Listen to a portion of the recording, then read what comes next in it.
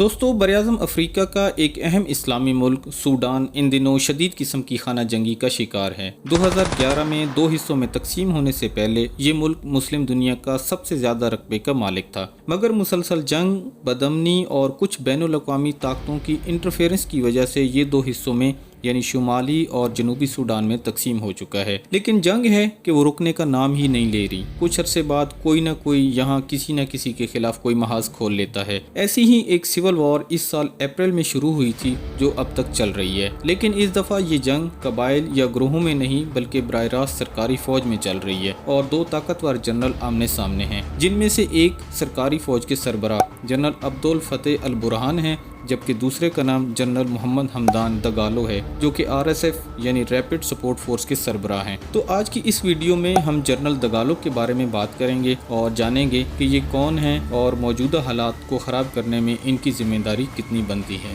General Dagalo کا پورا نام محمد حمدان دگالو ہے اور یہ سوڈان میں جنرل حمیدتی کے نام سے مشہور ہیں۔ بنیادی طور پر یہ ایک اونٹ پالنے والے خانہ بدوش قبیلے سے تعلق رکھتے ہیں جس کا نام الرزیقات ہے۔ یہ قبیلہ مزید 3 بڑے قبائل میں تقسیم ہوتا ہے جس کے نام محامد، کباریہ اور نوائبہ ہیں، جبکہ یہ مہاریہ قبیلے کی ایک ذیلی شاخ اولاد منصور سے ہیں۔ ان کی پیدائش 1973 اور 1975 کے درمیانی عرصے میں کہیں ہوئی تھی۔ والد بچپن میں ہی فوت ہو گئے تھے۔ ان کی پرورش ان کے چچا جمعہ دگالو نے کی جو اس قبیلے کے سردار تھے۔ ان کو نہ تو اسکول سے کوئی دلچسپی تھی، کتابوں اور نہ ہی پڑھائی سے، اس لیے یہ تیسری جماعت میں ہی اسکول کو خداحافظ کہہ گئے تھے۔ 1987 میں مخالف قبائل سے تحفظ اور اپنے تجارتی قافلوں کو دارفور کے باغیوں سے بچانے کے لیے انہوں نے اپنی ایک پرائیویٹ ملیشیا بنائی جس کا نام رکھا جنجوید۔ جنجوید کے لفظی مطلب ہیں اونٹ پر بیٹھا ہوا کوئی بدمعاش یا ڈاکو آدمی۔ آنے والے دنوں میں اس ملیشیا نے پورے سوڈان میں اپنی خون ریزی کی وجہ سے خوب نام کمایا، کیونکہ یہ بے رحم لوگوں پر مشتمل گروہ تھا جو اپنے مخالفین کو نہایت بے دردی اور سفاکی سے مارتا تھا۔ آنے والے دنوں میں اس نے خوب نام کمایا اور سوڈان میں لوگ اس کے نام سے ہی گھبراتے تھے۔ اس گروہ نے پورے سوڈان میں دگالو کو بہت زیادہ شہرت اور پیسہ دیا۔ 2003 میں جب دارفور کے باغیوں نے صدر عمر البشیر کی حکومت کے خلاف بغاوت کا اعلان کیا تو وہاں مسلح جنگ شروع ہو گئی، لیکن سرکاری افواج ان باغیوں کا مقابلہ نہیں کر پا رہی تھیں۔ ایسے میں صدر بشیر نے دگالو سے رابطہ کیا اور باغیوں کے خلاف ان سے مدد طلب کی۔ اپنی مرضی کی شرائط پر انہوں نے حکومت کی مدد شروع کر دی۔ 2003 سے 2009 تک اس ملیشیا فورس نے باغیوں کے خلاف بھرپور ایکشن کیا اور انتہائی ظالمانہ طریقے سے باغیوں کا صفایا کیا، جس میں ان باغیوں کو موت کے گھاٹ اتارنا اور ان کے گاؤں جلا دینا ان کے لیے عام سی بات تھی۔ اس کے علاوہ ان کے گھر، فصلیں، کنویں، اناج اور ہر چیز کو تباہ کر دیا گیا، اور اس تمام عرصے میں کم و بیش 3 لاکھ لوگوں کو مار دیا گیا، جس میں نہ صرف دگالو بلکہ ان کی ملیشیا کو بھی بھرپور طاقت ملی۔ 2013 آنے تک جنرل دگالو اور صدر بشیر کے درمیان بہت زیادہ دوستانہ تعلقات بن چکے تھے۔ صدر بشیر ان کو اپنا دوست، محافظ اور میرا بندہ کہہ کر بلاتے تھے، اس لیے ان کی اس ملیشیا فورس کو باقاعدہ ریگولر فوج بنانے کا فیصلہ کیا گیا جس کا مقصد سرکاری فوج کی طاقت بڑھانا تھی۔ چنانچہ ریپڈ سپورٹ فورس یعنی RSF کی بنیاد رکھی گئی۔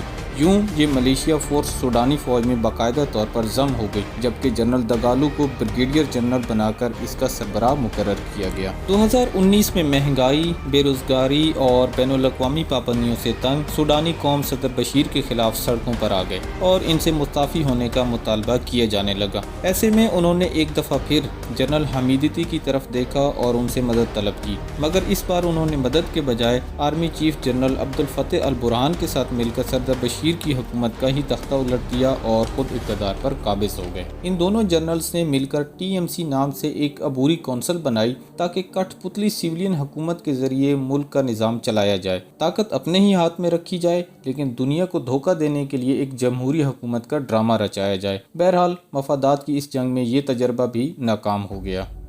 جنرل حمیدتی نہ صرف کرائے کے فوجیوں یعنی RSF کے ذریعے دولت اکٹھی کر رہے ہیں بلکہ یہ ملک کے سب سے بڑے کاروباری شخص بھی ہیں۔ دریائے نیل کے کنارے واقع سونے کی کانوں میں سے یہ سونا نکالتے ہیں۔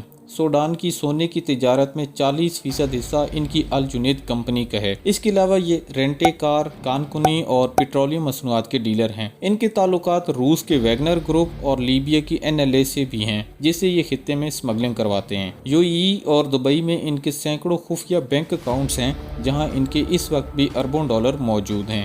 अप्रैल 2023 से इनके और आर्मी चीफ जनरल बुरहान के ताल्लुकात मुसलसल ख़राब चले आ रहे हैं। इन दोनों जनरल की अफवाज इस वक्त पूरे मुल्क में एक दूसरे से जंग लड़ रही हैं, जिसका मकसद मुल्क में मुकम्मल तौर पर इक़्तिदार पर कब्ज़ा करना है। जनरल बुरहान काफ़ी अरसे से इनकी RSF को अपने लिए ख़तरा समझते थे, इसलिए उन्होंने जब इनको कहा कि अब ज़रूरत नहीं है इसलिए RSF को फ़ौज में ज़म कर दिया जाए तो उन्होंने इनकार कर दिया, क्योंकि जनरल दगालो जानते थे कि ऐसा करने से उनकी ताकत ख़त्म हो जाएगी, क्योंकि उनकी असल ताकत उनकी यही RSF फोर्स है। चुनाचे उन्होंने जनरल बुरहान की बात मानने के बजाय उनसे जंग शुरू कर दी। RSF ने इस जंग में मुकम्मल तौर पर उनका साथ दिया है, क्यों कि ये फ़ौज मुल्क से ज़्यादा इस जनरल दगालू की वफादार है और ये ख़ुद इनको तनख्वाह और पैसे देते हैं और ये लोग मुकम्मल तौर पर जनरल दगालू के वफादार हैं। ये जंग अब तक जारी है, जिसमें इनको रूस, UAE, दुबई, सऊदी अरेबिया की तरफ से माली और फ़ौजी इमदाद हासिल होती है।